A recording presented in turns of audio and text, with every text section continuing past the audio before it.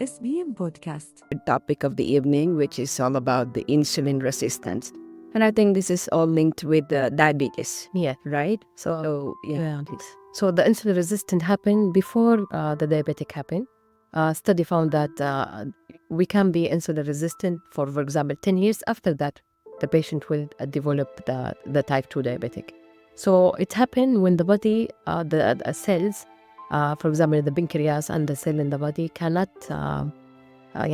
use the insulin in an effective way, so it will not reduce the blood sugar. So when we do the blood test, we find the insulin is quite high and the blood sugar, it might be high or normal, depend, but the insulin will be elevated in our bloodstream. So that can cause different health issue. It can cause, as I mentioned, diabetic in the future. That means your body are not using the insulin you are producing in an effective way. So it can cause, because it will help to store fat, the insulin hormone can help to store fat. Usually the patient will come with overweight or even obese patient because of this condition. And of course it will elevate the blood sugar, as I mentioned, and it can cause type 2 diabetic. It can cause various health issues. So we can also reverse it by a healthy lifestyle. Actually, also they found the low-carb diets in general, like ketogenic diets or any diet that we reduce the carbohydrate intake, it can reverse the insulin resistance. It can improve our health in general, and it will reduce inflammation as well, because this is we consider it as a type of inflammation or a flaw in our digestive system. So كنا بنتكلم عن مقاومة الأنسولين. طبعاً مقاومة الأنسولين موضوع كبير، و حالياً أكثر المرضى بنلاحظ إنه عندهم مقاومة في الأنسولين. نكتشفه لما نعمل تحليل بالدم، نكتشف إنه الأنسولين عالي، والسكر ممكن يكون أعلى من الطبيعي وممكن يكون نورمال في البداية، بس بعد كده يبدأ يرتفع سكر الدم. فهو الخطوة الأولى اللي تحصل في أجسامنا قبل ما السكر نصاب بمرض السكر لا سمح الله.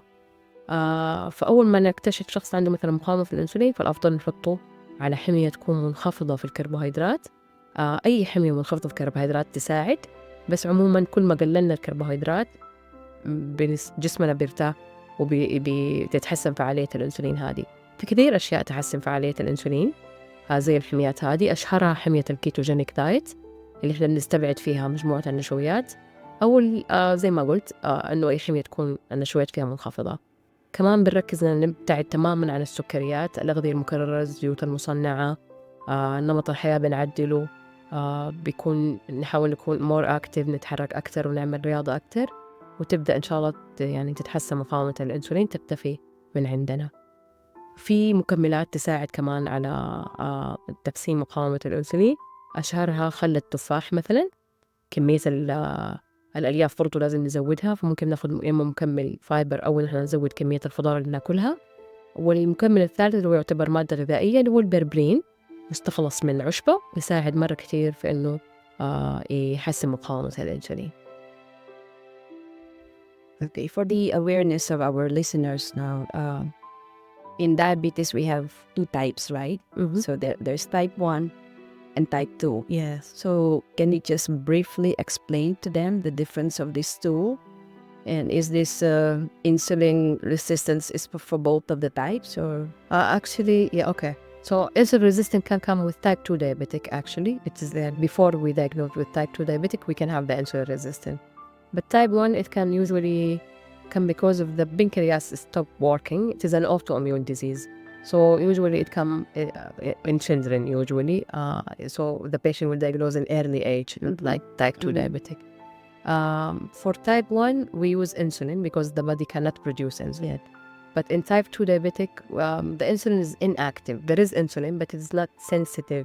The body is not sensitive to the insulin. So we need something to make it more sensitive, either by medication or as I mentioned, by healthy eating. So this is the main difference between these two types. But both need to eat in a healthy way.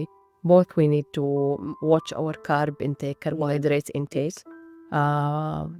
For type 1 in diabetes in children, we give them the nutritional requirements adequate to their age, for example. But for adults, usually it comes with obesity, so we need to reduce the weight a little bit. We watch, especially from the intake from carbohydrate. We need to reduce it. We avoid sugar completely. sugary food, soda drinks, juices, anything that contains sugar, we reduce it. With some patient, we avoid also natural sugar according to food. For example, honey, fruit. We also need to watch the portion size. And as I mentioned, the consequence of the food for these patients, for those patients, we recommend to have the vegetable before they eat. For example, they have a salad with an olive oil. After that, they can have the protein. For example, a slice of grilled salmon or chicken or meat or eggs, whatever. White meat. Yeah, any type of meat as they prefer. Variation, as I mentioned, is good for health. Yeah. So, for example, in breakfast, they can have some eggs, some tuna or salmon. In the lunch, they can have chicken, fish, salmon also, or some meat. Then after that, they can have a small portion of carbohydrate, either if it's rice or pasta or potato, but also cooked in a healthy way. But the portion is really important. And how they eat the meat is really important. So as I mentioned, start with the healthy fat and fiber, followed by the protein. After that, they eat the small amount of carbohydrate.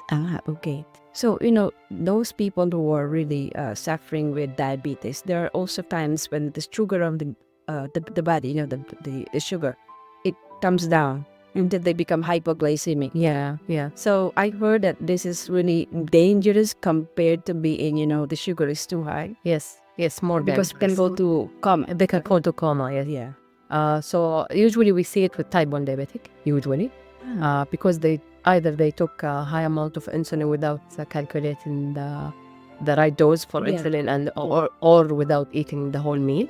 So the blood sugar will go hypo. So we can reverse it in a nutritional way. We can reverse it by giving 15 grams of carbohydrate fast, sugar, for example, dissolved in 1 cup of water, or a spoon of honey. And we take the blood sugar after 15 minutes. If it is improved, then we give the patient a meal, and we need to check the medication and the insulin and also the carbohydrate they are taking to avoid this. Or if it's not improved, we give another 15 grams of carbohydrate, fast carbohydrate, as I mentioned, sugar, just to elevate the blood sugar, so we avoid the coma.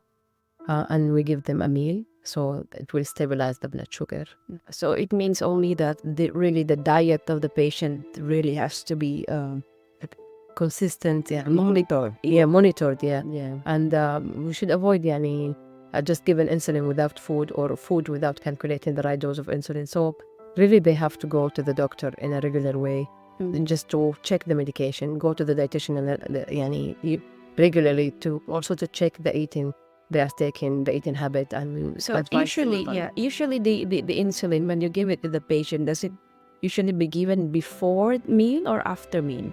For children, we give it, we prefer to give it after the meal, because, with kids, maybe you calculate the insulin, for example, you will give them 10 units, for example, but they didn't finish the meal. So the 10 unit will be too high, for them. They can cause hypoglycemia. Yeah. But so for children, we prefer finish the food first, then, directly after finishing the food, give the insulin. For adult, we recommend to give the insulin first, then we have the meal. Before the meal. Before the meal, yes. That's great. Yeah. That's a very good information, Miss Amima, you've given about insulin. Thank you.